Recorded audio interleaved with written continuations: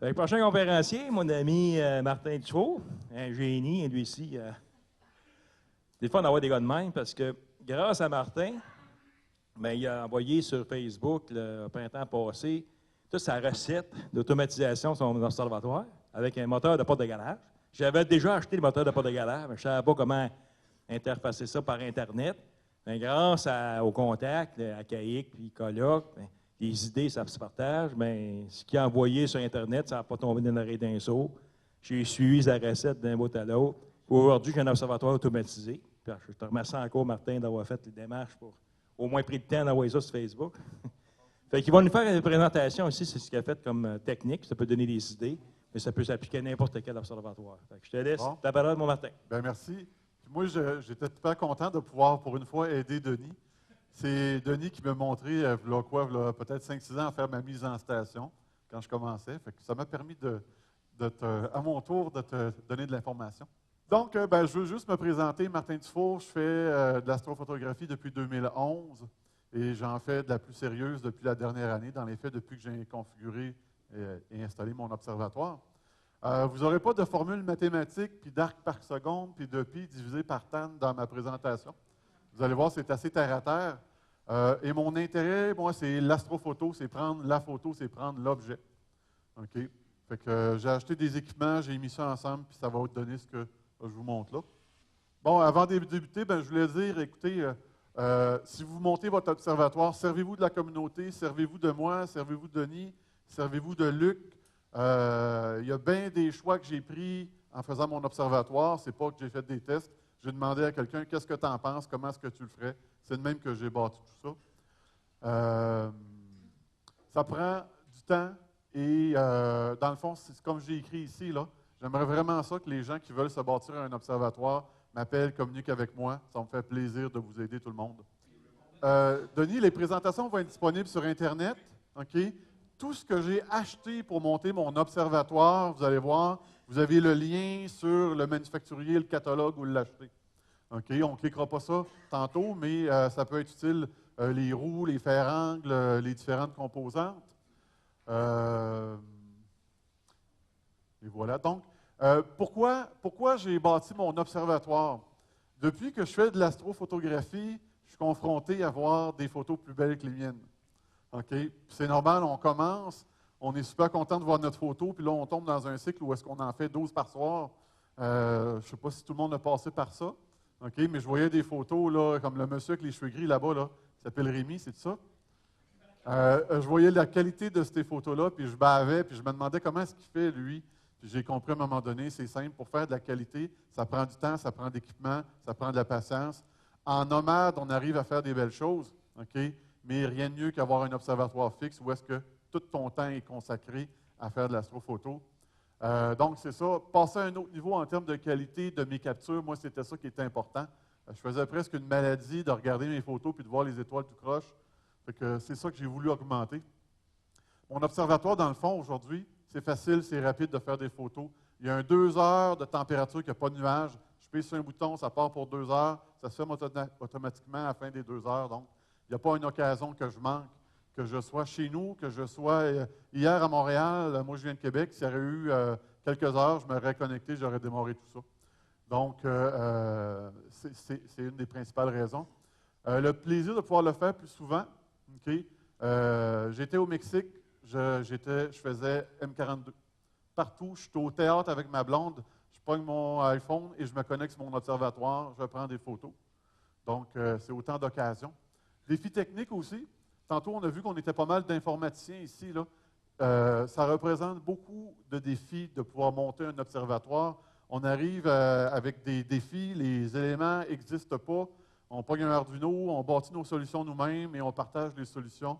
Donc, le défi technique était aussi très important. Et aussi, me coucher plus tôt. En 2011, je pouvais prendre mon kit, je m'en allais dans le fond d'un rang, je montais ça, ça me prenait 2 heures. Et vers 2 heures du matin, je redéfaisais tout ça, je mettais ça dans le char.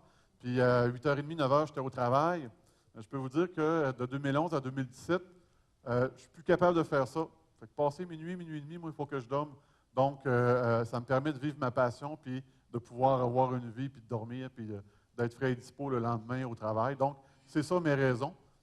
Probablement que vous autres, vous allez vous retrouver là-dedans, vous allez en avoir des différentes, mais dans mon cas, ça tournait autour de ça. Comment? Le choix du site. OK? Moi, dans mon cas, j'avais le choix de 2 sites. J'ai mon chalet qui est en zone verte. J'ai la maison qui est en zone, je vous dirais, rouge-orange. Et je vais vous parler, le choix du site est extrêmement important. Et on pourrait dire, bon, bien, la zone verte, on s'en va dans la zone verte. Dans mon cas, j'avais les 2 options. J'ai choisi la zone orange-rouge. Et voici pourquoi. Parce que ça m'a pris 12 mois faire tout ça. Il me reste encore des éléments automatisés. Comment est-ce que tu peux mettre du temps en remote quand que ton site est à 1 heure à 2 heures de chez vous? Donc, dans mon cas, ça m'a aidé beaucoup d'être à la maison. OK? Malgré le fait que mon installation est pas mal avancée, il n'y a pas un mois, il n'y a pas une semaine que je ne fais pas une modification ou qu'il n'y a pas quelque chose qui ne marche plus. Un port USB qui est connecté dans l'ordinateur, mais le logiciel n'est pas capable de parler au périphérique. Ben, je monte dans l'observatoire, je tire sur le fil, je le reconnecte, il était bien connecté, puis là, ça se met à marcher. Donc, il y a beaucoup, beaucoup de contraintes techniques. Et dans mon cas, à 1 heure de route de chez nous, ça ne se prêtait pas bien. Donc, j'ai décidé de faire ça à la maison. OK? Évidemment, dans le site, il y a des classiques. Espace dégagé, pas de source lumineuse, sécuritaire, électricité, Internet, endroit accessible en tout temps. OK? Donc, c'est autant d'éléments à considérer. Et moi, malgré le fait que j'ai 2 sites, aujourd'hui, ma recommandation, là, c'est installer ça chez vous dans votre cour le plus proche possible de vous, si ça se prête à ça. Si on est au centre-ville de Montréal, écoute, c'est sûr que là, on est un peu limité à cause de la zone blanche.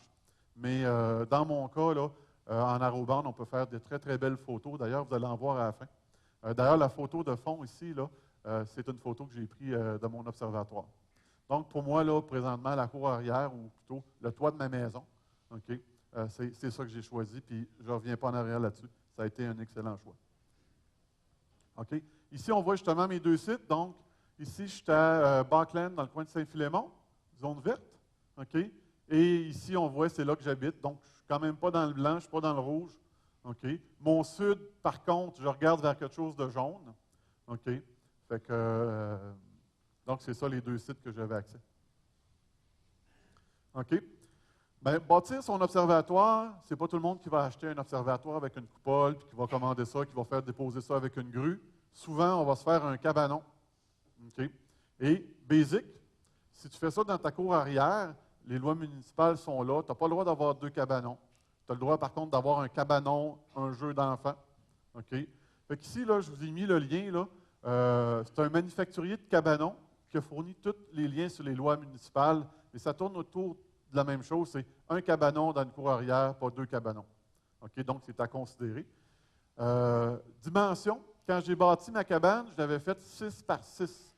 OK? J'avais un C11 sur une EQ8. Ça me donnait peut-être, je ne sais pas, un 8-12 pouces de libre autour de ça. Depuis ce temps-là, j'ai rajouté sur le C11 une FSQ 106 avec une grosse caméra. Et quand que ça pivote, tout ça, j'ai à peu près 7 mm entre accrocher le bord du mur puis passer. Ça passe, j'ai été chanceux. Fait qu'ici, dans le fond, là, ça serait à refaire, là, ça serait du 8 par 8 minimum. Ne serait-ce que quand je m'en vais là-dedans pour modifier des équipements ou configurer des choses ou faire des ajustements, là, ça prend de l'espace. Et présentement, il est trop tard, c'est fait, mais je vous dirais minimum 8 par 8. Finition comme une maison.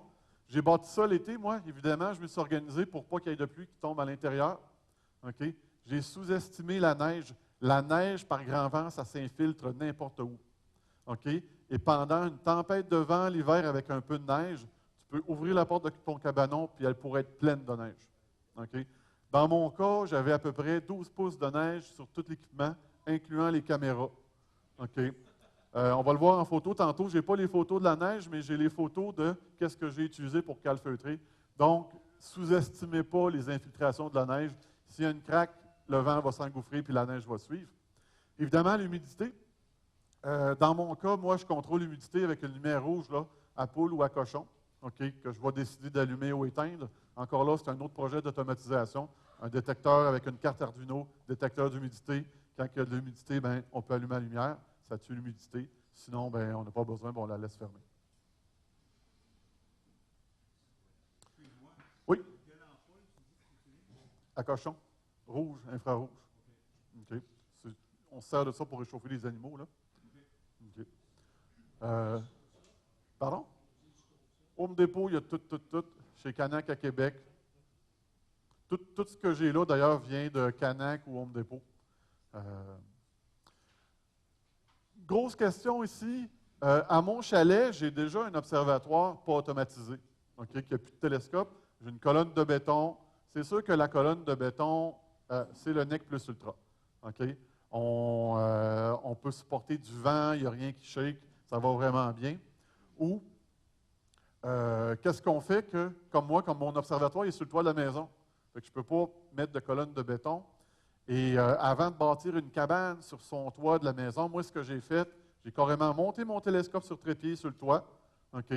J'ai attendu qu'il fasse beau. J'avais une toile là-dessus. J'ai fait 3-4 séances de photos. Je voulais m'assurer que je bâtissais quelque chose et que ça ne shakeait pas trop. OK? Donc, l'idéal, faites le test, puis vous allez savoir si votre emplacement est stable ou pas. OK? Bien, s'il est stable, parfait, allez-y, on bâtit. Sinon, bien, on retourne à terre. OK? Vous allez voir tantôt, moi, j'ai fait des 20 minutes avec un C11 à 1960 mm de longueur focale, puis mes étoiles sont parfaites. OK?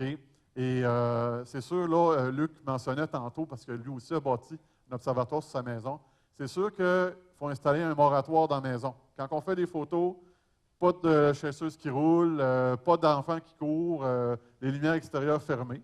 OK? Mais ça se planifie. Donc, tout ça pour dire qu'un toit de la maison, c'est possible. Différentes composantes. Je me suis amusé à faire l'inventaire de tout ce que j'ai installé et tout ce qui me reste à installer, mais je me suis dit, lesquels là-dedans seraient des minimums pour penser un jour faire de l'automatisation? Parce que moi, je ne présente pas juste un observatoire, là, je présente un observatoire automatisé. Moi, faire de l'astrophotographie, là, c'est ouvrir mon logiciel, préparer mon acquisition et dire, OK, à 9 h ce soir, tu décolles. OK, je ne touche plus à ça. Le lendemain, j'arrive, je regarde dehors. Est-ce que mon observatoire est bien fermé? Oui, tout a bien marché. Je download les photos, puis là, après ça, je m'amuse avec PixInsight. C'était ça ma cible. Donc, pour faire ça, bon, si on commence, contrôler la monture par un ordinateur, c'est obligatoire. Toutes les montures doivent le faire. OK? S'ils ne le font pas nativement, il y a des composantes qu'on peut acheter. Donc, ça, c'est un élément obligatoire. Le focuseur, c'est aussi un élément obligatoire. OK? On ne montrera pas dans le cabanon pour commencer à faire le focus. De toute façon, le focus, on va le faire plusieurs fois dans la nuit. Ou si on a un ONAG, on va le faire en temps réel. Donc, c'est un must d'avoir un focuseur. Dans mon cas, moi, le rotateur, ce n'est pas obligatoire, c'est optionnel. Ça va dépendre de ta caméra et de ton équipement. Si tu as beaucoup de champ, c'est moins important. Si tu n'as pas beaucoup de champ, bien là, l'importance embarque. Dans mon cas, moi, j'en ai pas et je ne pense pas en avoir. OK? Mais ça serait une composante optionnelle. Les systèmes de bande chauffantes, je les ai mis optionnels, mais pour le prix que ça coûte, je vous dirais, mettez-en partout. Contrôle du toit, ouverture, fermeture. Bien, dans le contexte où est-ce qu'on veut automatiser, il faut être en mesure d'avoir une composante d'ouverture-fermeture. Caméra intérieure, c'est un must. Tu ne peux pas opérer un télescope remote en se disant je parque puis elle est vraiment parquée, je ferme puis elle est vraiment fermée. Tu veux avoir accès à voir ce qui se passe dans ton observatoire. OK. Caméra extérieure, optionnelle, mais encore là. Denis, combien a coûté notre petite caméra chinoise? 80, OK, Luc, oui. 90$. Luc a posté ça, mais on est sur Facebook, j'ai commandé ça, 90$. Ça fait la job. Et ça me permet de voir mon ciel à quoi qu'il ressemble. Système de détection de pluie, optionnel, mais je vous dirais, il y a des personnes qui ont 50, 75, 100 000 dans leurs observatoires. Je voudrais rendu là, je pense que j'investirais là-dedans. D'ailleurs, moi, c'est une des composantes que je vais rajouter. Denis est en train d'en tester une en ce moment, là. Fait que je vais probablement m'en aller vers là. Ici, on parlait des Arduino, que je pouvais me faire un système de détection de pluie. Dans ce cas-ci, je vais choisir une solution safe, qui existe, qui est réputée et qui est supportée. Parce qu'il y a beaucoup de considérations là, au niveau de la pluie. Panneau à flat, c'est un must. Ça prend ça. Power bar IP, on va en parler tantôt. Écoute, un observatoire avec une power bar que tu ne peux pas contrôler à distance, là, c'est courir après le trouble. Il faut que tu sois à mesure de resetter chacune des composantes indépendamment. Donc, IP là, pour pouvoir y accéder via l'Internet, c'est un must. Un ordinateur, pas n'importe quel ordinateur. Dans mon cas, j'ai commencé avec un portatif. J'ai fini avec un Fitless T, recommandé par Luc ici. Et c'est un ordinateur qui est fait pour les endroits extrêmes, avec différentes fonctionnalités intéressantes qu'on va voir tantôt. Donc, ça vaut la peine d'investir un petit peu plus. Souvent, on se dit, on va mettre un vieux PC. Non, mettez pas un vieux PC, mettez une machine qui est faite pour aller dehors. Puis, vous allez voir les bénéfices. Logiciel d'acquisition, c'est un must. Logiciel d'automatisation, la série sur le Sunday. Et j'utilise, moi, un logiciel d'automatisation depuis à peu près, Denis, tu m'as dit CCD Commander, il y a peut-être un mois et demi. Et ça, quand on est rendu que tout fonctionne bien, c'est là qu'on embarque un logiciel d'automatisation. Et c'est là qu'on a notre payback là, sur tout notre investissement qu'on fait dans notre observatoire. Un logiciel de contrôle à distance du PC aussi, c'est obligatoire. Est-ce qu'il y a d'autres composantes qu'on pourrait mettre là? Peut-être, mais vous avez quand même une liste exhaustive. Donc, ça donne une idée de tout ce que ça prend pour automatiser l'observatoire. Le toit. Bien, le toit, on a deux options. Vous allez voir, moi, je vais vous parler de toit plat, je vais vous parler de cabanon, c'est l'option que j'ai choisie. Mais j'ai fait un petit peu un inventaire de qu'est-ce que pourraient être les avantages d'un dôme ou d'un toit plat. C'est sûr que quand on tombe dans un dôme, j'ai mis 3 plus pour le prix et le toit plat, un plus. Un dôme, quand je regardais ça, écoute, ça coûte entre 5 et 50 000 un dôme, dépendamment de ce que tu veux, la grosseur que tu veux. Fait que c'est sûr qu'on tombe dans un autre game. OK? Par contre, un toit plat, c'est nous autres qui le bâtit, on l'automatise. Donc, on reste dans des solutions. Dans le fond, ça coûte le bois, ça coûte la tôle, ça coûte les roulettes. Donc, on tombe dans des solutions là, à moins de 1 000 là, au niveau du toit. Sécurité du télescope. Toit plat, danger. OK? Depuis 1 an, j'ai bumpé 3 fois mon télescope. OK? Je n'ai pas de POC, je n'ai pas rien. J'ai une marque sur mon C11. Ma lunette FSQ s'est faite bumper aussi. Tout s'est fait bumper. Des fois, c'est niaiseux. Je suis au chalet, moi, je me connecte en remote. Une demi-heure avant, mon fils m'appelle et dit « Papa, je peux-tu aller monter l'observatoire à mes amis sur le toit? » Je dis « Ben oui, mais dans une demi-heure, je fais de la photo. » Il monte sur le toit, il fait ses affaires, il le referme. Moi, je pars ma séance, il s'ouvre. Une demi-heure après, il regarde le toit, il voit « Hey, le télescope est resté fermé, je ne l'avais pas fermé. » Il va peser sur le bouton. OK? Puis moi, je suis en train de photo. Il va peser sur le bouton en dedans, parce que j'ai une télécommande de porte de garage aussi. Il n'a pas vu que le télescope était sorti. Bon. Okay. Oui. Oui, là, il fonctionne maintenant. On va en parler tantôt. Il ne fonctionnait pas dans ce temps-là. C'est arrivé, ça. À un moment donné, le toit, il a commencé à se fermer. Il a aussitôt que touché au télescope, il a reculé. Oui, mais tu le bombes pareil. Tu sais, as quand même bombé, puis là, tu te fies à ton système de porte de garage là, qui pense que c'est un enfant. Là. Dans le fond, oui, ça fait quelque chose, mais tu as quand même à côté ton équipement. Moi, dans mon cas, ça le désaligne. Okay, ça squeeze un peu. Okay. Donc, le danger, là, à prendre au sérieux ici. Okay, tandis qu'un dôme, il n'y a personne avec un dôme qui a bumpé son télescope. Okay. Ça n'existe pas, ça. Le télescope, je pense que dans un dôme, le télescope peut rester pleinement déployé. Là. Donc, c'est un des avantages. Protection du vent complète, partielle. Complète, écoutez, quand tu as le télescope complètement protégé, là, dans le cas du système à Luc qu'on a parlé tantôt, là, donc ça tolère un peu plus de vent. Tandis que dans un toit plat, bien, on a quand même, je vous dirais, on a la monture, on a une partie du télescope qui est à l'abri du vent, mais il y a quand même une composante qui est dans le vent qui pourrait être appelée à bouger. Motorisation, dans les deux cas, on peut motoriser tout ça, il n'y a pas de problème. Automatisation aussi. Complexité, OK. Bien, mettre un toit plat sur une structure, ça prend une grue, dépendamment de la grosseur de l'observatoire. Tandis que le toit plat aussi, c'est facile. Je recommencerai demain. Je bâtirai une cabane et je mettrai un dôme par contre. OK. Pour un paquet de raisons, notamment le vent, les composantes d'automatisation qui sont disponibles avec les dômes. On parle de quelque chose ici, là, de toit là, d'artisanal pour motoriser ça, tandis qu'un dôme, on va pouvoir acheter des solutions pas artisanales, des solutions avec des manufacturiers sérieux en arrière. Je recommencerai. C'est une question d'argent, hein, c'est pas compliqué. Budget limité, mon choix, c'est un dôme. Le budget que j'avais, c'est un toit plat. C'est pas compliqué. Le toit plat, OK, vous allez bâtir votre cabane et moi, ça m'a pris 2 systèmes d'ouverture avant de trouver le bon. J'avais été chercher des rails de porte de garage, pareil comme toi, Denis, et pour ouvrir mon toit, ça me prenait mes 2 bras, puis je tirais. Pour le refermer, ça grinçait. OK? Tu mets un moteur là-dessus, là, ça jamme, ça bloque, tout va arracher. OK? Le toit plat, là, il y a juste une façon de pouvoir l'ouvrir, c'est avec son petit doigt. OK? Il faut que ça soit comme ça.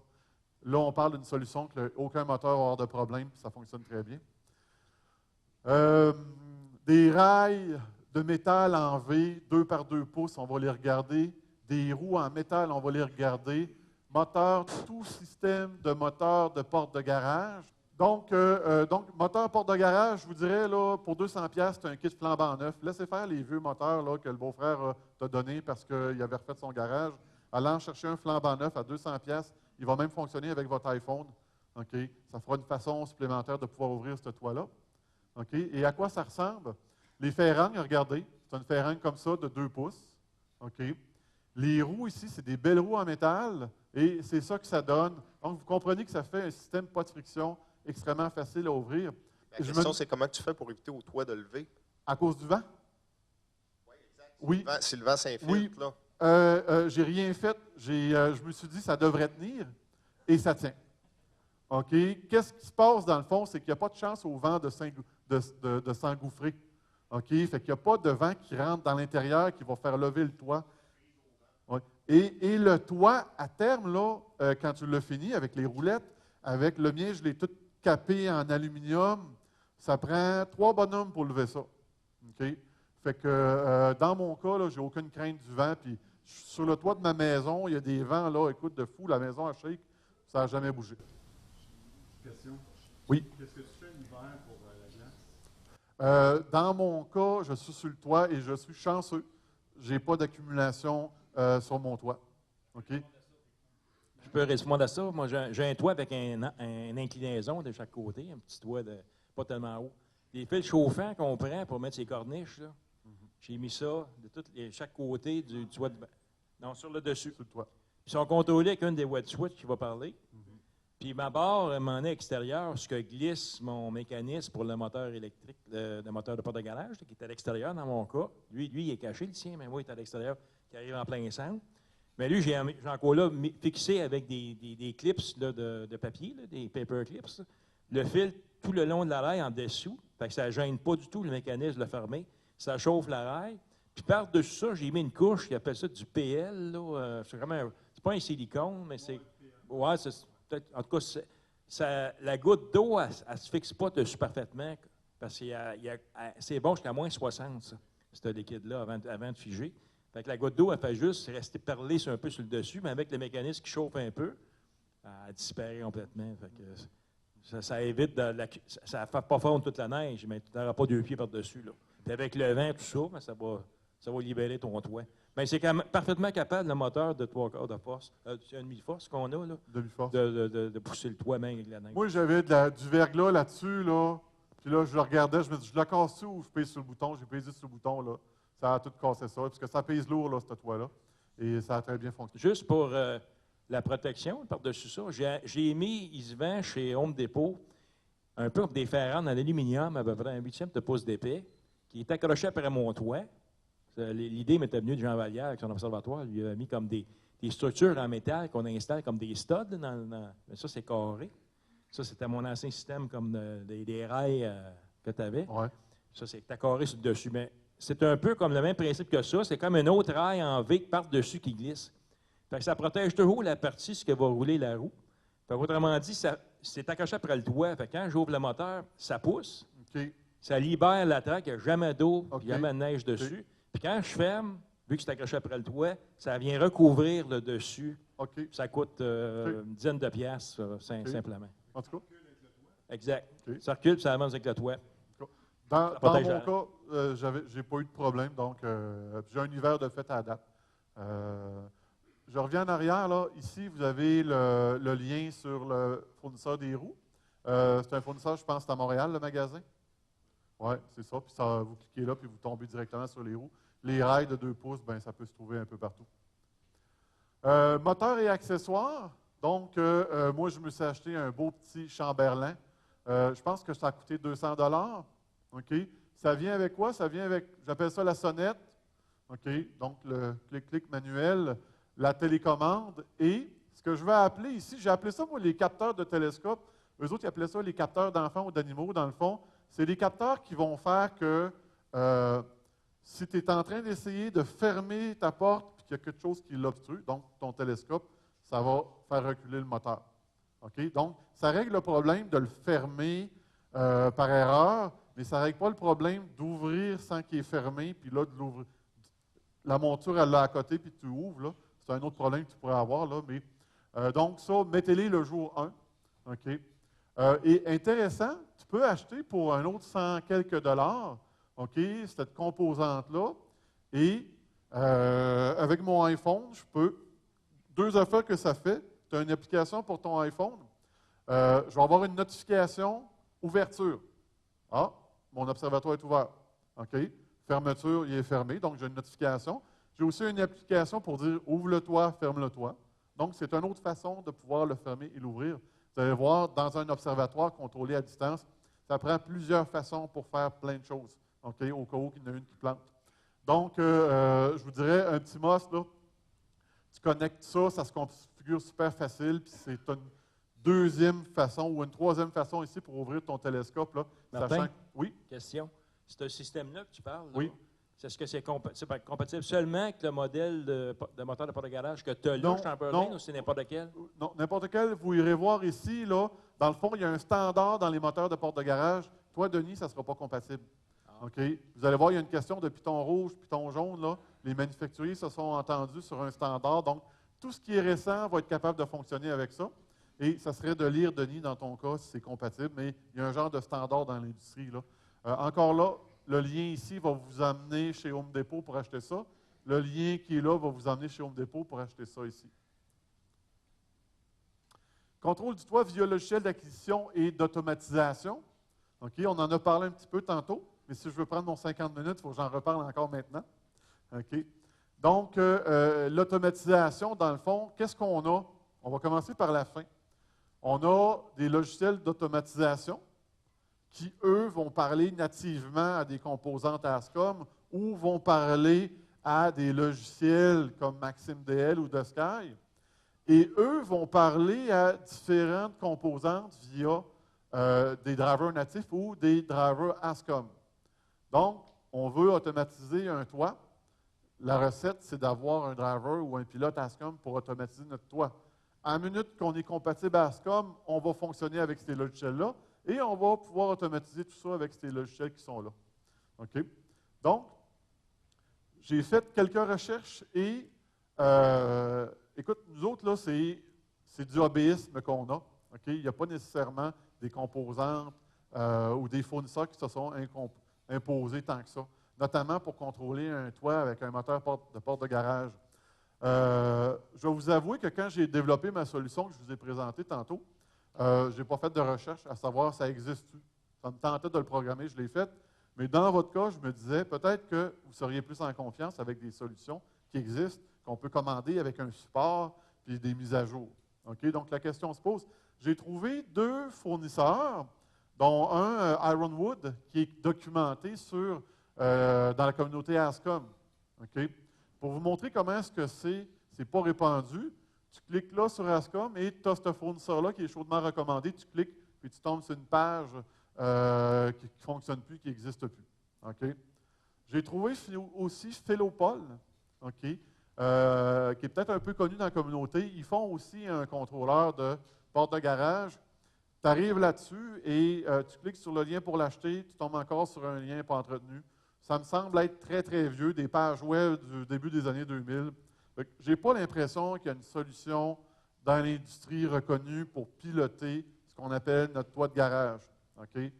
D'où parlais des dômes tantôt, les dômes, quand tu payes 20 000 un dôme, c'est sûr que ça vient avec la solution d'automatisation. Donc, c'est là que moi, j'ai développé ma solution. Ma solution, dans le fond, ceux-là qui connaissent c'est quoi Ascom, ceux-là qui connaissent Arduino, OK, je n'ai pas envoyé personne sa lune avec ça. OK. Par contre, ma solution, tout le monde va pouvoir se l'accaparer. Je vais la donner à Denis. On va mettre les codes sources sur le site où est-ce qu'on va mettre les didacticiels. Donc, les programmeurs pourront downloader ça, s'amuser à faire des améliorations, faire n'importe quoi. OK? Puis, ça serait une bonne introduction à quelqu'un qui veut apprendre Arduino. Donc, de voir comment est-ce que ça fonctionne.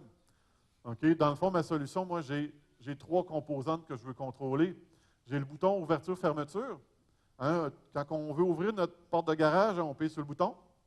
Si elle est ouverte, elle se ferme. Si elle est fermée, elle s'ouvre. Donc, il faut être capable de contrôler ce bouton-là. Par contre, nous autres, en automatisation, on ne veut pas savoir si elle est ouverte, je pèse dessus, elle se ferme. Puis si elle est fermée, je pèse dessus, elle s'ouvre. On veut savoir, es-tu ouvert parce que moi, je veux te fermer. OK? On veut vraiment savoir ce qui se passe. Donc, c'est pour ça que j'ai 2 capteurs. C'est des contacts, dans le fond, comme qu'on a dans le cas des systèmes d'alarme.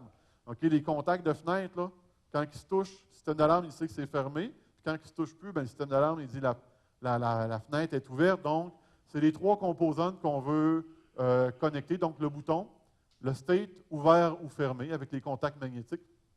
OK? Donc, ça, c'est les connexions. Il y a une carte Arduino avec un petit montage électronique et un relais. Finalement, un driver Ascom. Donc, c'est ce qui compose ma solution. Et c'est ce qui sera disponible à tout le monde. C'est le prototype, ça, ici, dans le fond. On a le relais ici sur lequel on va connecter là, la petite sonnette, ding-dong. Et ici, j'ai mis un capteur d'ouverture. Okay? Dans la solution finale, j'en ai mis 2. Okay? Donc, vous l'avez vu, la petite boîte tantôt. Là. Donc, prototype, solution finale, avec une carte avec de la soudure. Ici, c'était des choses qui étaient insérées dans des petits trous. C'est ce que j'avais mis, moi, dans mon observatoire, et ça a arrêté de fonctionner. Il fait chaud, il fait froid. Les fils, ils sont sortis tout seuls de là, je ne sais pas comment. Fait que là, c'est là que Denis, je n'avais fait une boîte comme ça pour toi. Je l'ai pris pour moi. Je t'en ai fait un autre. C'est pour ça qu'il y a eu des délais. Il y a eu des délais de livraison dans ta boîte. Oui, ça, c'est soudé, là. On a vraiment quelque chose, là. Puis pour vous donner un ordre de grandeur, la boîte en plastique coûte plus cher que toute l'électronique qu'il y a là-dedans. OK? Ça, on parle de 10 12 une coupe de pièces là, une coupe de pièces là, une coupe de pièces ici, là. Le fil USB, on a tous des fils USB. Je pense que la boîte là, était 15 pièces. En tout cas, ça m'avait semblé que c'était plus cher que l'ensemble. Fait que c'est pas cher s'amuser avec ça. Et voici la finalité. Donc, Denis, il va prendre ça, il va brancher ça dans son ordinateur par USB. Il va venir connecter ici sa sonnette, ouverture-fermeture, et les contacts d'ouverture puis de fermeture ici. C'est des trucs là, qui se connectent puis qui se disconnectent, là, comme un power supply un peu. Là. Power bar IP, je n'ai parlé tantôt. Une power bar IP est un élément des plus importants. Il pourrait vous permettre de redémarrer une ou plusieurs composantes en cas de mauvais fonctionnement. Ordinateur, caméra, ça va arriver. Okay? Oui, il y a tout le temps quelque chose qui jamme. Moins souvent dernièrement parce que j'ai acheté le bon ordinateur, mais un périphérique qui arrête de fonctionner. Moi, j'ai une bonne caméra. Quand elle décide qu'elle ne marche plus, on-off. Okay? Qu'est-ce que je fais si je suis à 1 heure de route? Bien, ça me prend ce power bar IP-là. Okay? La même chose pour l'ordinateur. Il faut être capable de resetter, et je dirais de façon indépendante, chacune des composantes.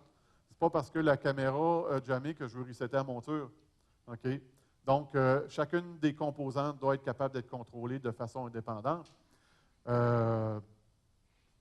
À quoi est-ce que ça ressemble, une power bar IP? Ça ressemble à ça. Okay? Dans mon cas, c'est ma power bar IP. Donc, j'ai connecté ma monture, focuseur, plein d'éléments ici. J'ai connecté ma STXL, j'ai connecté mon autre caméra, j'ai connecté mon panneau à flat, puis ma lumière là, rouge là, qui pourrait tuer l'humidité dans mon observatoire là, à un moment donné. Oui? As-tu une solution pour les caméras alimentées USB pour la déconnecter et la reconnecter? Non. Et ça, c'est le problème. Des mots, tu as dit port USB, ça m'est arrivé. Ça ne marche plus. Tu arrives là-bas, le fil est bien connecté. Tu éteins l'ordinateur, tu coupes le courant, tu enlèves le courant de la caméra, tu rallumes tout ça, ça ne veut rien savoir. Tu rentres dans l'observatoire, tu tires sur le fil, tu le rentres, et là, ça se met à fonctionner. C'est ça ta question? Non, mais si tu trouves une solution, là, écoute, ça arrive. Ça arrive. Écoute, tu appelles ton fils puis tu lui demandes de monter dans la cabane puis d'aller tirer sur le fil. Oui, non, mais la problématique ici, là, c'est que mécaniquement, il est bien branché. OK? C'est vraiment, pour une raison dont j'ignore, là, il faut branche, débranche. En tout cas, dans mon cas, là, mécaniquement, c'était bien rentré, le fil n'était pas à demi sorti. Alors, ce que j'expliquais, c'est que Windows réserve des ports à partir du moment où tu branches tes périphériques autour. Puis il peut arriver que, mais s'il ne marche pas, pour n'importe quel glitch, il va continuer de le réserver. Puis là, s'il arrive quelque chose, il va dire « Ah, il ne peut plus servir, lui. Tu es obligé physiquement de débrancher ton USB pour que dans la table de mémoire de Windows, ça disparaisse. Puis, même si tu as power off ton ordinateur, hein, puis la caméra. Hein, Il le garde en mémoire pareil. Moi, j'ai tout fait. Puis c'est une des raisons pourquoi que je vous dis, moi, dans mon cas, mon observatoire a 1 heure de route dans un chalet dans le bois. Écoute, je ne peux pas demander à personne d'aller virer là. C'est moi qu'il faudrait qu'il prenne mon char et y aller. Il y avait une question là, oui? Non, peut-être une petite solution là, que j'ai utilisée déjà. Et c'est une petite câble de rallonge du port USB qui reste à sa place dans l'ordinateur, mais tu branches la connexion au bout de ces petites rallonges. Comme ça, il se fait on dirait l'ordinateur est comme trompé, là, il voit toujours quelque chose branché. Okay. En tout cas, ça peut marcher. Ça. OK. En tout cas, dans mon cas, il a fallu que j'aille physiquement l'enlever puis le remettre. Oui? En revenant un peu sur l'idée de, je ne sais pas qui a parlé à l'avant, de la mémoire des ports USB avec Windows 7 ou Windows 10 même, il y a des adaptateurs USB série qui se vendent, qui gardent le port à mémoire. Okay. Donc, lui, il va se dire, moi, je suis à comme 3, puis je reste à comme 3, peu importe ce que le système d'exploitation dit. Oui. Ça réduit le problème.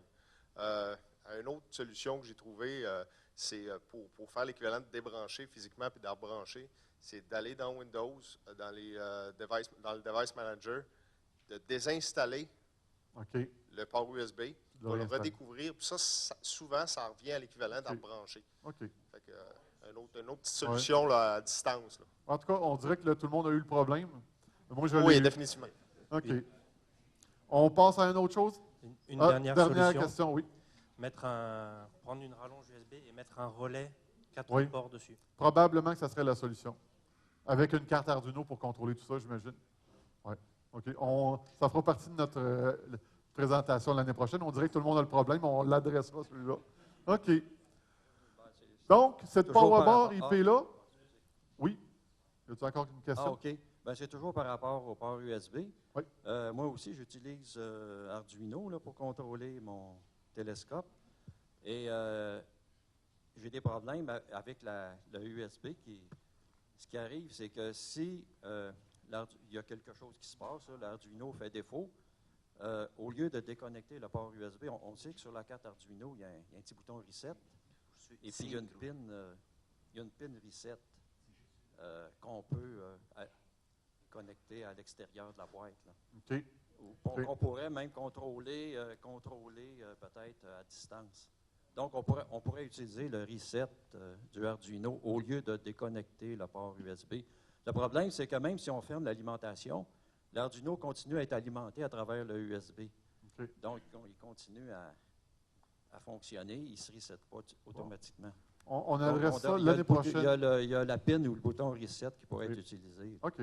Donc, cette PowerBar IP-là, le manufacturier va la livrer avec une interface web. C'est ça la beauté. Donc, on peut accéder local à la maison sur notre interface qui contrôle notre PowerBar, ou on peut, on va voir tantôt comment le faire, de n'importe où avec une connexion Internet, se connecter et aller allumer ou éteindre. Dans ce cas-ci, c'est ma configuration chez nous. Donc, ma lumière à cochon est allumée, mon ordinateur est allumé. J'ai un ensemble ici, une QHY et une ATIC. Donc, moi, j'ai un ONAG. Donc, ce kit-là, je l'allume toujours en même temps. Donc, quand je fais des photos avec mon C11, donc, j'allume ce duo-là en même temps. Quand je prends ma FSQ, ben, j'allume cette caméra-là.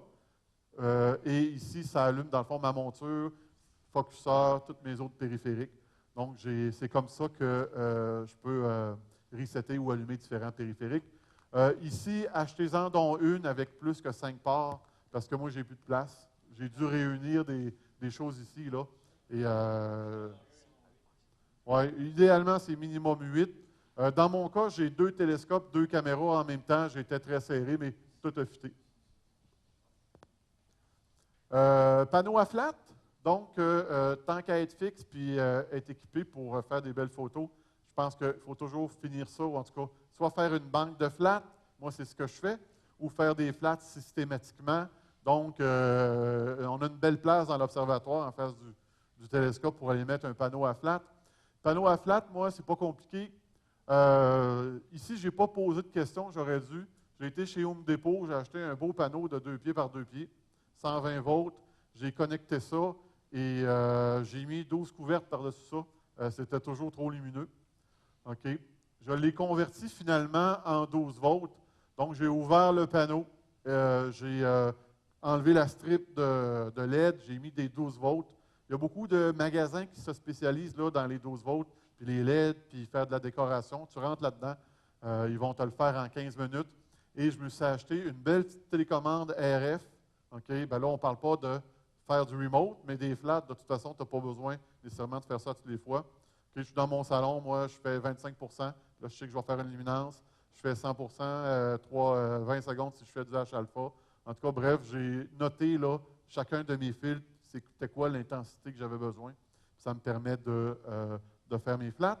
On a un projet, moi et Luc, pour automatiser l'intensité du panneau à flat. Probablement, on va régler ça à la CAIC aussi l'année prochaine. OK. À quoi ça ressemble, ce panneau-là? Regardez, ça ressemble à ça. Tu achètes ça chez Home Depot, c'est super bien fait. Dans ce cas-là, moi, il a fallu que je le convertisse aux 12 volts. Et ça, c'est la fameuse petite commande là, que j'ai payée, je pense, c'est 25$. OK. Et j'ai mis, dans le fond, la strip de LED, là, côté gauche, côté droite. Ça fait un super de bon job. Et le fait d'être à 12 volts, c'est que tu as un paquet de composantes pour pouvoir contrôler ça. Puis à 120 volts, dans mon cas, là, c'était beaucoup. Puis j'avais pas, avec le 120 volts aussi, l'erreur que j'ai faite, c'est que mes LED n'étaient pas dimmables. OK? Fait que j'étais fait, là, parce que tu veux quand même, sans le faire remote, tu veux quand même pouvoir prendre une télécommande puis pouvoir dimmer ça. Il y a des belles solutions sur Internet, là, avec un driver ASCOM, là. Moi, je recommencerais, là, je ne bisounerais pas là-dedans, j'en achèterais un, là, qui fonctionne, ça coûte le même prix. OK. Évidemment, ben, ma position park, OK, elle fait que mon C11 est directement aligné en plein centre. Si je veux faire mes flats avec ma lunette, j'ai une autre position de parc pour pouvoir plus l'aligner, la lunette vers là. Mais encore là, je pense que l'angle là, me donne un dégradé dans mon flat. Ça sera à voir. Là. C'est bon pour les poussières, mais j'ai un trop grand angle. Là, puis ça me donne un genre de mini dégradé dans mon flat. Donc, c'est probablement à cause de l'angle que j'ai ici. Là. Logiciel de prise de contrôle du PC, c'est anodin ça, mais il y a des affaires qui marchent pas mal mieux que d'autres. J'ai commencé avec TeamViewer, okay, recommandé par mon ami Denis. Okay, et dans un échange ou une conversation, Luc a commencé à nous parler de Remote Desktop que je connaissais. Okay, mais pour une raison pratique, j'avais pris TeamViewer. Okay. TeamViewer, dans le fond, on a une version gratuite. On utilise ça, nous autres, pour nos propres, pas pour dans un but d'entreprise. Donc, on peut prendre la version gratuite. Remote Desktop, ben, dans le fond, ça te prend sur ton poste une licence de Windows Pro. OK? Donc, si vous avez déjà Windows Pro, vous avez cette solution-là. Sinon, ben, installez TeamViewer. Mais par contre, si je m'interroge sur la rapidité, là, TeamViewer, c'est beaucoup trop lent. En tout cas, dans mon cas, je ne sais pas ce qui se passait. Ça laguait, je n'avais pas l'impression d'être devant mon ordinateur, tandis qu'avec Remote Desktop, que je sois au Mexique, dans la chambre d'hôtel, n'importe où, là, c'est fluide, fluide, fluide. Denis, as-tu vu le même... oui, tu as observé ça toi aussi. OK. Déploiement, par contre, TeamViewer, tu n'as pas besoin de configurer ton routeur là, pour créer des redirections de ports. OK? Tandis qu'avec Remote Desktop, lui, C'est une application qui a besoin de passer au travers de ton infrastructure réseautique pour accéder à ton PC. Et là, tu es obligé de faire du routage de port. On va voir ça tantôt de toute façon.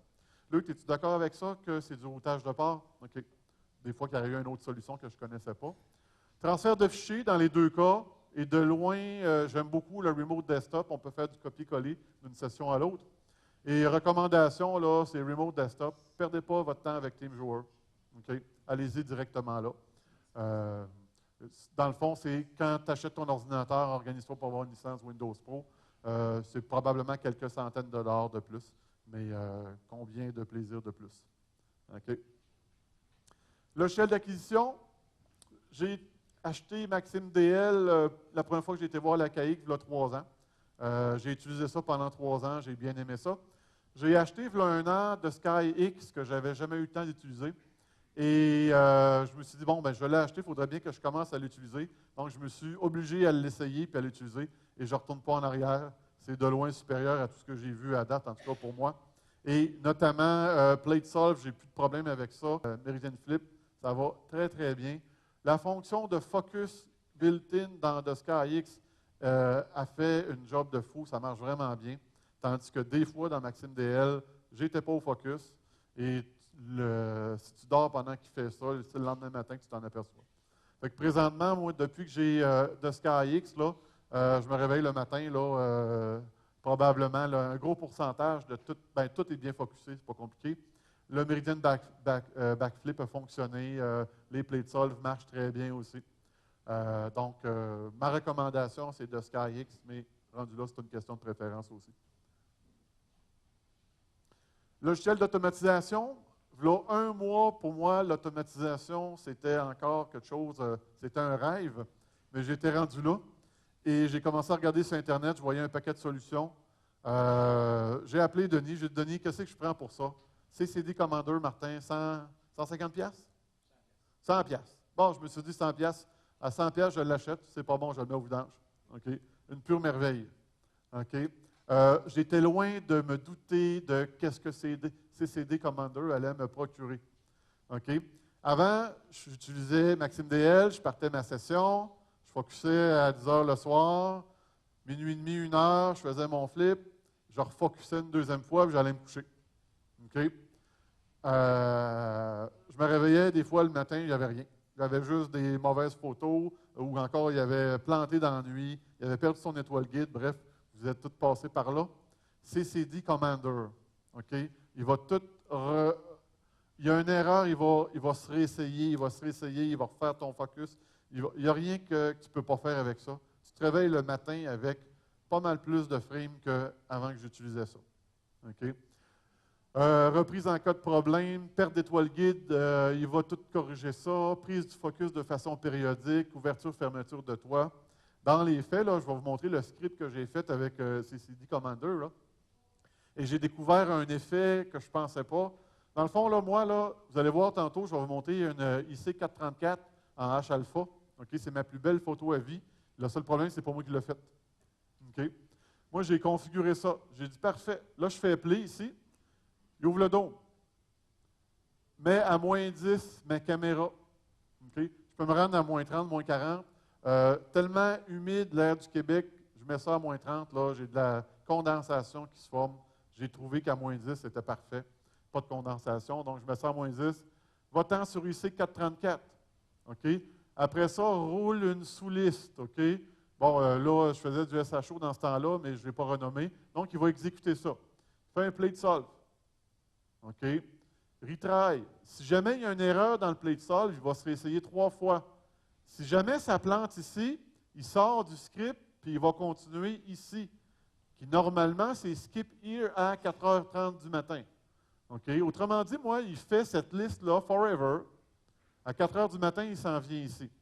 Donc, jusqu'à 4h du matin, PlateSolve, va-t'en sur 434, focus sur le fil de luminance. Retourne sur la IC434, capture 3 fois 10 minutes. OK? Avec un PlateSolve s'il y a un Meridian Backflip à faire, et avec de l'autoguidage. Après ça, je fais mes 3 RGB, c'est des 300 secondes bin 2. Je ne refocus pas, moi, après la luminance, c'est un choix que j'ai fait. Les couleurs, je les fais comme telles. J'ai des filtre Astrodon et en plus, j'ai calculé les offsets. Fait que dans le fond, je sauve du temps. Il roule tout ça. Il arrive à la fin. Il remonte en haut. Plate solve. On remet ça en plein milieu. On refocus, on recommence, on roule, on roule. Et là, il est arrivé quelque chose que je n'avais pas pensé. OK? Les nuages sont arrivés. Il est 11 heures, je suis dans mon salon, j'entends bouh. Hein? Toi, tu es en train de fermer. Je regarde dehors, plein de nuages. Colin, le plate solve ici, il fait le job du détecteur de nuages. S'il n'est pas capable de photographier le ciel parce qu'il y a des nuages, ben oui, ferme-toi et puis couche-toi. OK? Fait que je te dirais, ça sauve un peu les meubles parce que les nuages arrivent avant la pluie. OK? Fait que le hasard de la vie m'a emmené là avec ça ici. OK? Fait que c'est à ça que ça sert. Je ne donne pas un cours de CCD Commander ici, mais c'est aussi simple que ça, CCD Commander. Oui? C'est-tu SkyX quand même qui fait l'acquisition d'images? Oui, oui. Fait que CCD Commander oui, commande SkyX. Oui, dans Setup ici, là, tu vas dire à CCD Commander, parfait. Contrôle de monture, contrôle de caméra de SkyX, tu aurais pu dire Maxime DL. OK? Contrôle de focus ou contrôle de guidage, en tout cas, tu décides qui fait quoi. OK? Et tu pourrais mélanger toutes sortes de logiciels. Là. Je pourrais focuser avec Maxime DL. Guy, c'est vraiment bien fait. Très cool. C'est un 100$, ça là. Écoute, ça vaut bien plus que 100$, ce logiciel-là. OK? Mais j'ai l'impression d'être un peu un imposteur depuis que je suis rendu là. OK? Mais j'ai le mérite d'avoir configuré tout ça. OK? Mais quand tout ton setup est configuré, là, c'est ça qui se passe. Là. Tu dis go, puis ça va prendre toutes tes acquisitions. Je pourrais même automatiser, moi, à la fin ici. Je vais prendre mes flats, prendre mes dark. OK? C'est fort possible, quand on aura fait le bidule Arduino pour l'intensité des flats, ça va être la suite. Donc, mes flats, moi, ça va être à chaque acquisition. Configuration de mon routeur. OK? Donc, dans notre cabane, on a de l'Internet, évidemment. OK? Moi, je vous recommande emmener un fil d'Internet dans votre observatoire. Emmenez pas tout le monde en Wi-Fi. Là. OK? On veut quelque chose qui fonctionne tout le temps. Donc, emmenez un fil, catégorie 5. Installer un routeur. OK? Et donc, qu'est-ce que j'ai dans mon observatoire? J'ai un ordinateur avec une adresse IP, avec une adresse locale. J'ai une power bar IP avec une adresse locale. J'ai des caméras. Moi, dans mon cas, c'est ces 3 périphériques-là. Tant que je suis dans mon réseau à la maison, tout ça fonctionne. OK? Le problème commence, c'est quand tu veux commencer à faire de l'astrophotographie remote. Tu veux que ces 3 périphériques-là soient accessibles de partout dans le monde. OK? Donc, ça demande des petites connaissances basiques de son routeur. OK? Moi, je suis avec Bell. OK? Ce qu'il faut chercher, c'est des ports forwarding en anglais. Redirection de ports. OK? Et là, ça prend une connaissance modérée des configurations IP. Dans le fond, moi, j'ai mes 3 périphériques. Ma power bar, OK, que je connais son adresse IP. C'est flou, là, mais c'est .192.168.2.28. OK? Et je le sais que ma power bar, elle écoute sur le port 80. OK? Donc, ce que je dis à mon routeur, là, qui est ma porte d'entrée de Bell chez nous, si quelqu'un veut se connecter sur le port 80, ben, va rediriger tout ça sur l'adresse IP .28. OK? Ma caméra, c'est la même chose. Lui, c'est le port 3, 4, 5, 6, 7. Quelqu'un qui se connecte là-dessus, 3, 4, 5, 6, 7, envoie ça là. Et mon PC ici. Donc, la même chose. Et là, c'est l'adresse IP 330, c'est le port 3309, qui est le port utilisé par Remote Desktop. OK? Donc, là, les informaticiens ici, je pense que vous avez tous compris. Ceux qui ne sont pas informaticiens, bien, trouvez-vous un ami, il va vous aider. Il faut le faire parce que si tu ne fais pas ça, tu as un observatoire qui se contrôle en remote, mais juste dans ta maison. OK? Donc, la cible n'est pas atteinte. Mais ça, ce n'est pas le seul des problèmes qu'on a. On a un autre problème, c'est que ce routeur-là, là, cette connexion Internet-là, fournie par Vidéotron, Cogeco ou Bell, eux, ils vont fournir une adresse IP dynamique. Donc, à chaque fois qu'il manque d'électricité ou que tu rebootes ton routeur ou que l'adresse IP va expirer, elle n'aura pas la même adresse. Fait que toi, tu pars, tu t'en vas en voyage, tu veux te connecter sur ton système, l'adresse IP a changé. OK? Souvent, tu peux être un mois avec la même adresse IP. OK? mais elle peut changer. Donc, tu ne peux pas avoir confiance que ton adresse IP ne changera pas. Donc, tu as deux solutions pour régler ça. Moi, je ne l'ai jamais demandé. Tu peux demander à Bell ou à Vidéotron de te fournir une adresse IP fixe. Okay? Normalement, c'est un service qu'ils vont donner à une connexion commerciale. Mais j'imagine que moyennement rémunération, ils pourraient vous fournir ça. Okay? Je ne l'ai pas fait, moi, parce que il y a des services, notamment un qui est gratuit, qui s'appelle NoIP. Okay? NoIP, c'est un service qui va vous donner un nom, un hostname. Okay? Moi, j'ai appelé ça observatoire la porte des étoiles.ddns.not.org. Okay? Donc, un hostname, là, quand on fait www.google.com, là, ça, c'est un hostname. Bien, ce hostname-là, il pointe sur une adresse IP. Donc, à partir du moment où que tu utilises un hostname et que tu as un service comme NoIP qui va s'assurer de rafraîchir l'adresse de ton hostname avec l'adresse de ton routeur, bien là, tu arrêtes de travailler avec ton adresse IP, tu travailles avec ton adresse IP, avec ton hostname. Et encore là, ce qui est le fun, c'est que le routeur de BL nous permet de configurer un service comme ça. Okay? Donc, moi, mon adresse IP elle est synchronisée. J'ai utilisé le fournisseur NoIP. Tu en as deux là, que Bell supporte. Mon user, mon password pour accéder à mon compte chez NoIP et le nom de domaine que je veux mettre à jour. L'ordinateur. Okay? Moi, j'ai commencé avec un vieux portable. Okay? Puis tout le monde a le réflexe. Oh, on a un vieil ordinateur, on met ça là. De toute façon, ça ne tire pas de jus, cette affaire-là. Okay? J'avais un portable. L'hiver, quand il faisait moins 20, là, personne ne touchait au clavier, mais le clavier, il pitonnait quand même des affaires. Okay? La souris, elle pensait que quelqu'un, il y avait le tactile, là, tout gelait. Tout ça pour vous dire, allez vous chercher un portable comme ça, ou allez vous chercher ce que Luc a déniché, puis moi puis Denis, on a passé la commande, hein, on ne s'est pas posé la question. Okay? Luc nous a dit que c'était bon, donc on a commandé. C'est ça, c'est ça. Fait que, donc, ça prend un PC de type condition extrême, OK, et ça prend une fonction, là, Power on Power. C'est une fonction dans votre BIOS. Qu'est-ce que ça fait, ça? Tu manques d'électricité. Tu remets de l'électricité, OK? Il n'y a personne pour aller peser sur le bouton, là, puis allumer l'ordinateur.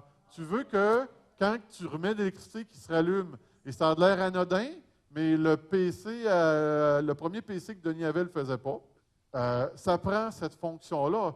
Tu es en remote, ton ordinateur il gèle, tu prends via ta PowerBar IP, tu le fermes, tu enlèves l'électricité, tu le rallumes et il ne rallume pas. Okay? Ça prend absolument cette fonction-là. Puis tant qu'à vous choisir un ordinateur, achetez donc un ordinateur qui a en masse de ports USB. Moi, j'aime bien mieux un port USB natif qu'avoir un concentrateur USB qui ramène un power supply, qui ramène de la problématique. Donc, hey, on a quoi? On a-tu 6 ports USB, 8 ports USB là-dessus? Hein? 8? En tout cas, je ne sais plus quoi faire, j'en ai trop. OK? Vous allez voir. Pas de pièces mécaniques. Nous autres, on a des disques durs SSD là-dedans. Il n'y a pas de ventilateur. C'est le PC parfait. Je pense qu'il peut mouiller dessus, il peut neiger dessus. Il va fonctionner. OK? Et voici la bête. Ça ressemble à ça. Donc, ça tient dans la paume de ma main. OK? Oui, vous avez le lien ici. Tu cliques ici, là. Il te reste juste à rentrer ta carte de crédit, puis tu commandes. Le résultat, dans le fond, OK? Peux-tu faire appeler là-dessus? Donc, c'est vrai que ça ouvre. La réponse est vraie. Vous voyez ma lumière à cochon qui est là. OK? Ma caméra, le moteur de porte de garage. OK? Ça, c'est les capteurs qui font que si le télescope est déployé, bien, le faisceau ne se rendra pas. OK? On peut regarder la prochaine. OK? Supplée celle-là. Donc, tout ce qui s'ouvre va se refermer. OK? Vous l'avez vu. On va passer à la prochaine. OK. Donc, ça, c'est mon équipement. J'ai un C11 avec une FSQ. Les deux systèmes sont prêts à faire feu. Ce que je voulais vous montrer ici. Mon ONAG ici, sur un C11. Donc, tantôt, on a parlé du problème de back focus. Je n'ai pas de photo, mais moi, je fais le focus du miroir secondaire en avant. Ça marche très, très bien. Okay, donc, ça nous permet, dans le cas d'un C11 ou d'un C14, de pouvoir prendre le fameux ONAG. Okay, et, dans le fond, c'est des captures que j'ai faites. Celle-là, ça, c'est sur la lunette FSQ. C'est 100% automatisé. C'est un peu embrouillé, mais je peux vous dire que l'image est nette. Le focus était bien fait. Ça, c'est fait sur le C11 avec le ONAG. OK. Ça, c'est fait avec le C11 et le ONAG et l'autofocus. C'est M13. ONAG, autofocus sur C11. Et on voit moins bien la zone H-alpha, mais normalement, on la voit mieux que ça. La bulle, ONAG, focus ONAG et guidage ONAG. C'est ma plus belle bulle à vie, là. Le focus en temps réel, là, c'est fou comment est-ce que... Regardez ces détails-là, là, c'est parce que je suis toujours au bon focus. OK. La même version, là, mais en SHO. Ici, j'ai la FSQ. OK. Avec pas d'automatisation ici, dans le fond. Je focus à 10 heures, je focus à minuit et ça roule. OK. Je vais rouler plus vite. FSQ, FSQ, FSQ. Je pense que j'ai, je ne sais pas combien de frames, 80 frames en H-alpha de 600 secondes ici. OK. Ça, c'est particulier. J'ai les deux télescopes avec les deux caméras. J'ai le C11 qui guide avec le ONAC puis qui focus. Je ramasse la Pac-Man avec ça. Et en même temps, j'image la Pac-Man avec le FSQ. OK? Donc, je peux faire deux cibles en même temps, grand champ ou rapproché. Il y a des cibles qui se portent bien à ça. Par contre, j'ai de la rotation de champ parce que là, c'est le C11 qui guide. Puis là, la lunette, elle commence à être un peu éloignée, là. Mais on ne le voit pas ici. La rose. NGC 5000. Et celle-là, ça, j'ai fait ça la semaine passée. J'ai pesé sur le bouton, je me suis réveillé, j'avais 26 frames à peu près. J'ai stacké ça, ça a donné ça. Et j'avais le sourire aussi. J'avais le même sourire que toi. OK. Denis, je parle-tu de mes caméras ou un autre? OK. OK. Bon, ben dans le fond, je voulais parler de mes caméras. Je voulais vous dire que plus tu payes cher, mieux que c'est. OK. Par contre, il y a une limite. Ma plus chère, c'est celle-là. OK. Mais de loin, ma préférée, c'est celle-là. Pour différentes raisons. Beaucoup moins grosse que ma... OK, c'est sûr que j'ai moins de champ que ma SBIG, mais du champ, dans le fond, je réalise là, que je n'avais pas les télescopes pour avoir autant de champ. Même ma FSQ, là, c'est pas vrai que c'est rond partout et que c'est beau partout. Donc, tant qu'à avoir de la scrap en périphérie puis croppé, tu n'as pas besoin de te payer le gros capteur. Et ce capteur-là, le 16200, là, c'est vraiment, là, il est sur mon C11, là, d'ailleurs que le champ est encore moins bon que sur ma FSQ, là. C'est parfait comme caméra. Attic 460, One Shot Color, je m'en servais pour faire du Hyperstar, mais mes choses étant fixes maintenant, je ne m'ouvre plus rien. Donc, c'est ça que je mets en arrière du ONAG là, pour ramasser mes étoiles guides. Donc, il y a quand même un capteur de grandeur moyenne petite. C'est un one-shot color, mais c'est tellement sensible cette affaire-là là, que je n'ai jamais eu de problème. Écoute, les étoiles guides, j'en ai des centaines quasiment. Là. Et on entend beaucoup parler de la ASI 1600. Là. Dans mon cas, c'était un test, je l'ai gardé un mois.